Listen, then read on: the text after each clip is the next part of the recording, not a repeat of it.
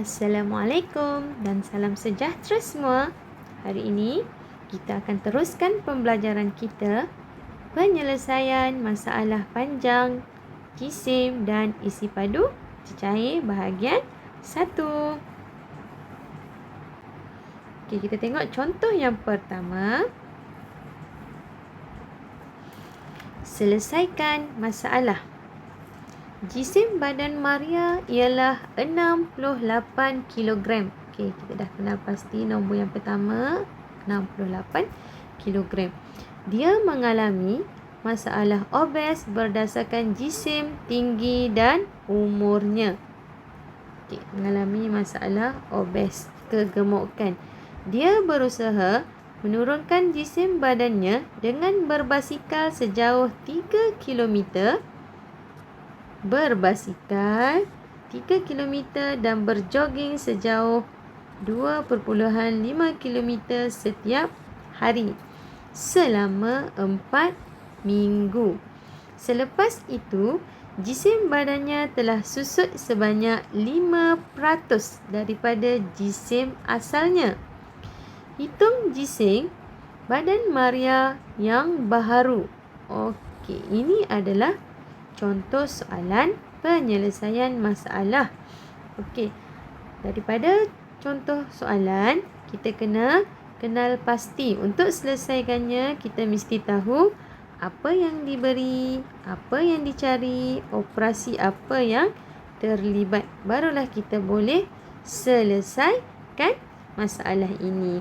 Okey, kita tengok apa yang diberi. Jisim asal dia adalah 68 kilogram.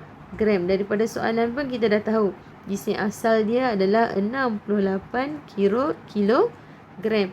5% jisim badan susut. Maksudnya lepas dia buat aktiviti tu, jisim badan dia susut sebanyak 5%. Apa yang dicari? Jisim badan baharu. Okey, daripada sini kita kena tahu operasi apa yang terlibat.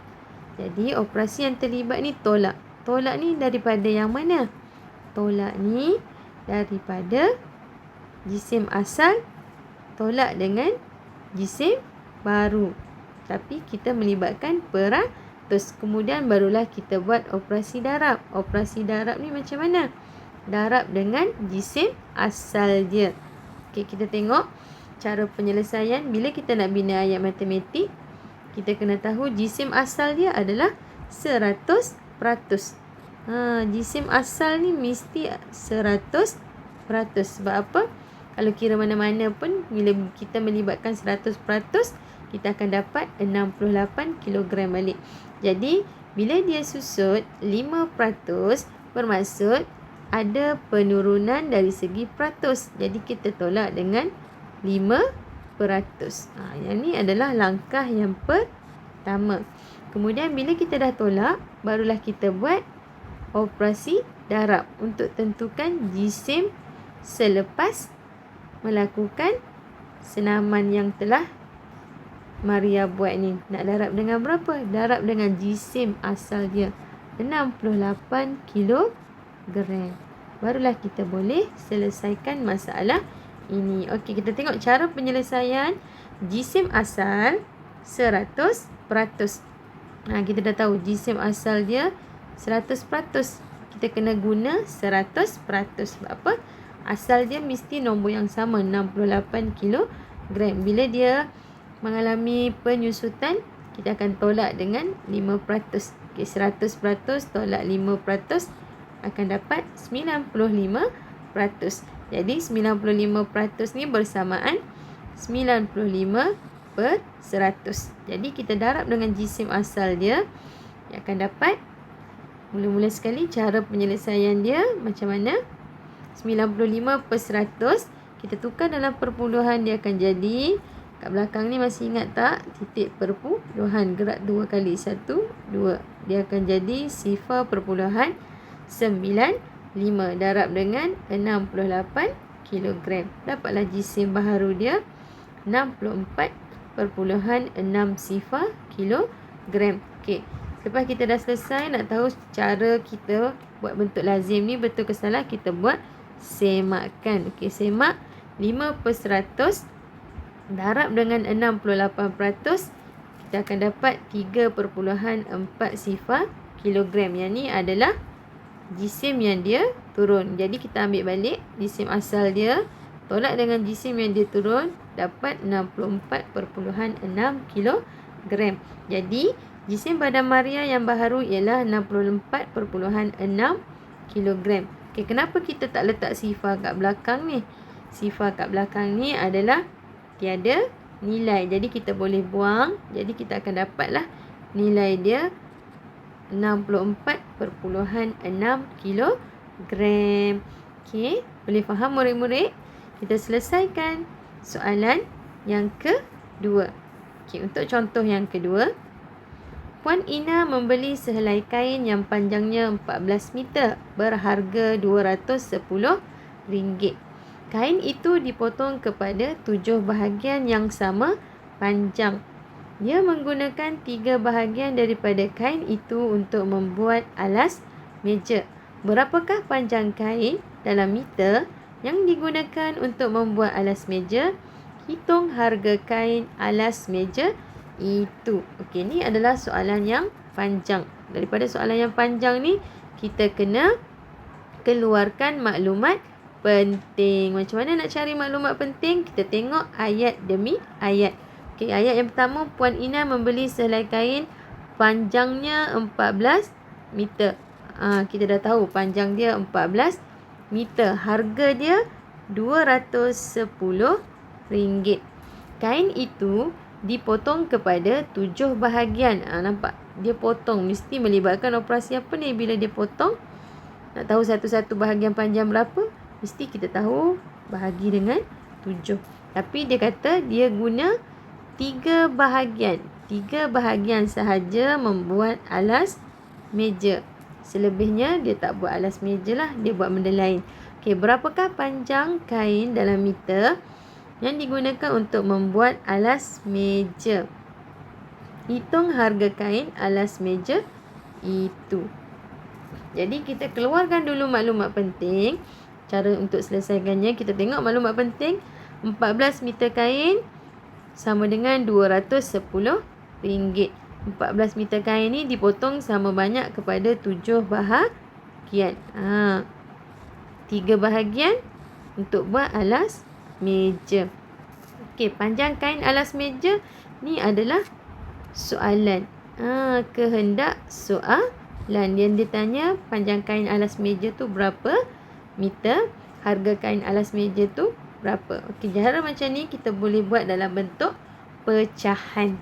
Okey, macam mana nak buat pecahan?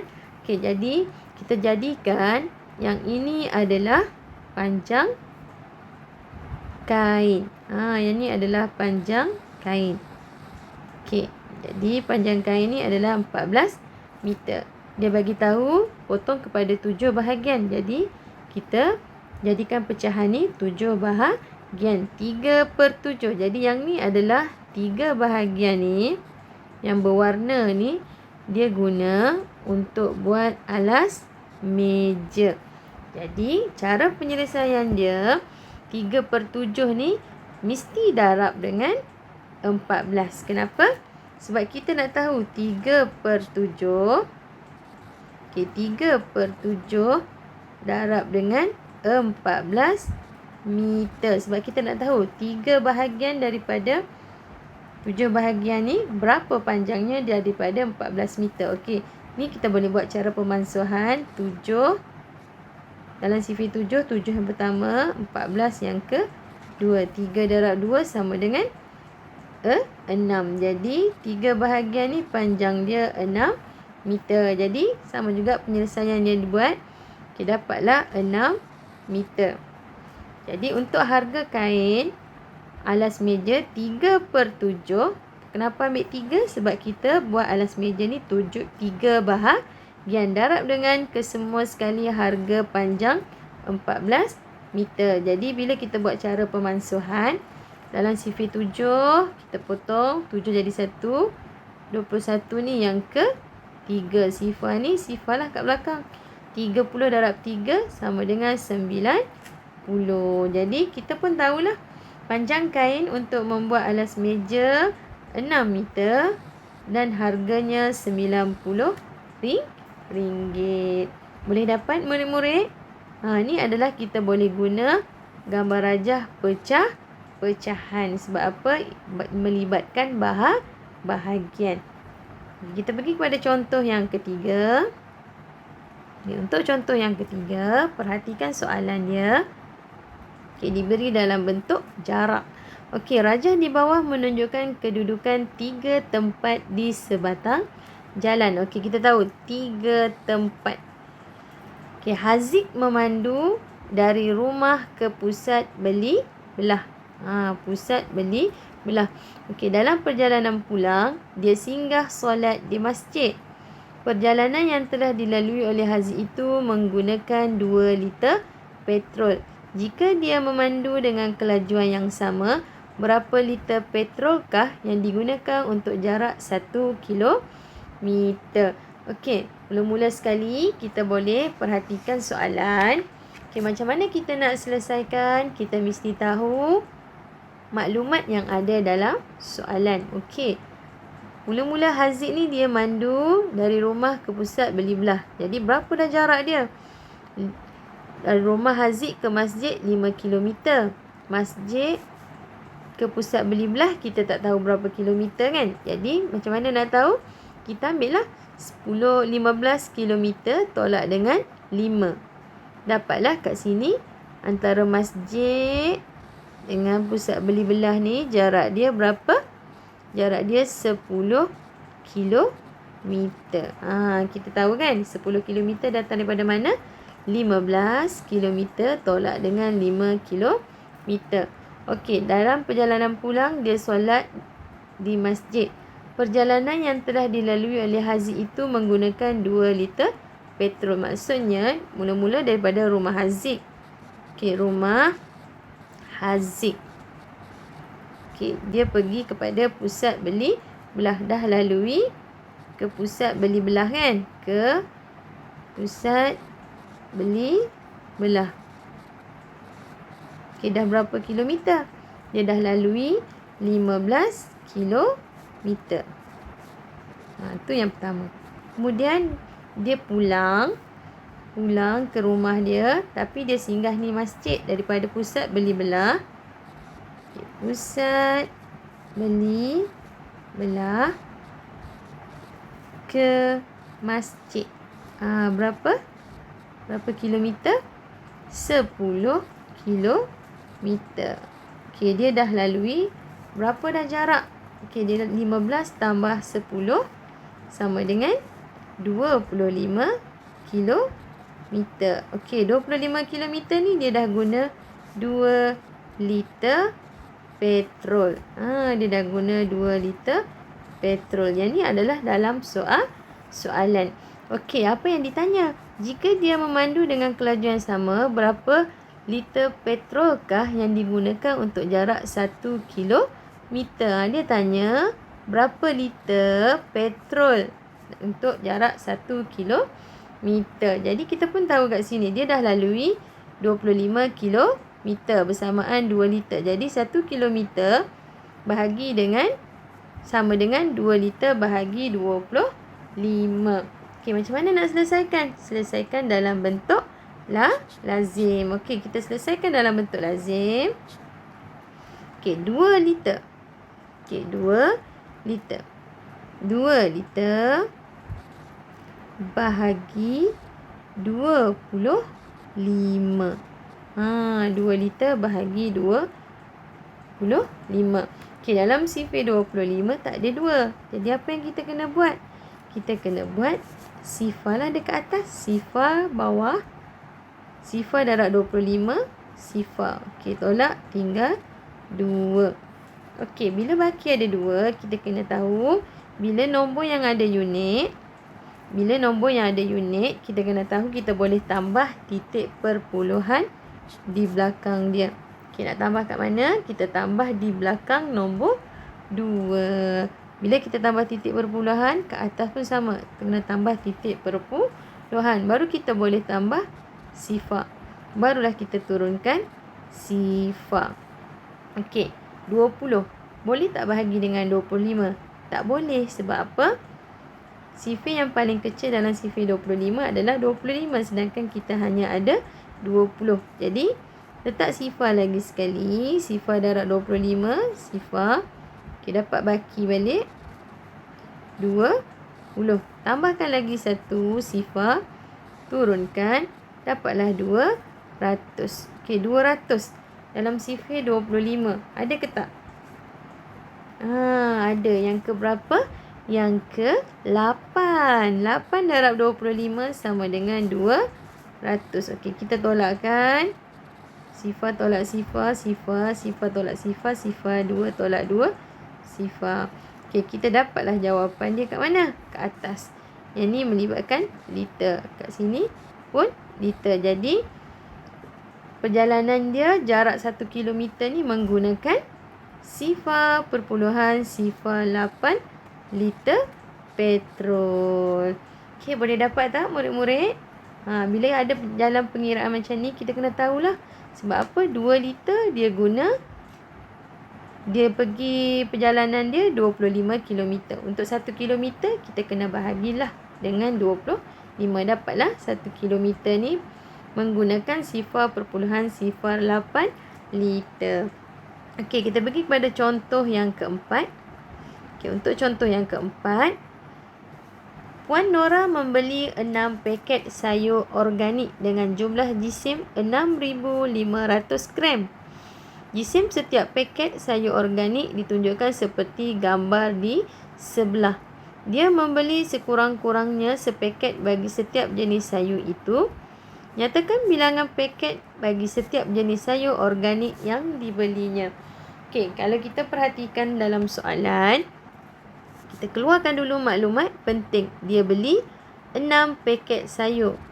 Jumlah jisim bagi 6 paket sayur ni adalah 6,500 gram ataupun 6.5 kilogram. Okey, 6.5 kilogram. Itu kalau unit kilogram lah. Kalau dalam gram, 6,500 gram. Jisim setiap paket sayur organik ditunjukkan. Kita dah tahu bayam 900 gram, peria 1 kilogram, kubis 1,200 gram. Okey, bila dia melibatkan unit gram, jadi yang 1 kilogram ni kita terus tukarlah. 1 kilogram bersamaan 1,000 gram. Okey, dia membeli sekurang-kurangnya sepaket.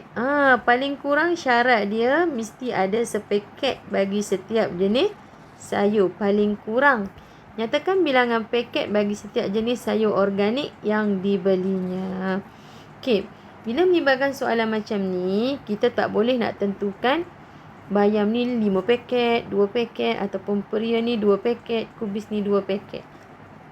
Jadi kita kena guna kaedah cuba jaya. Apa itu cuba jaya? Kita kena buat cuba susun setiap paket tu, setiap jenis sayur tu ada berapa paket, asalkan nilai jumlah kesemua sekali jisim dia mestilah 6,500 gram. Okey, kita tengok cubaan yang pertama.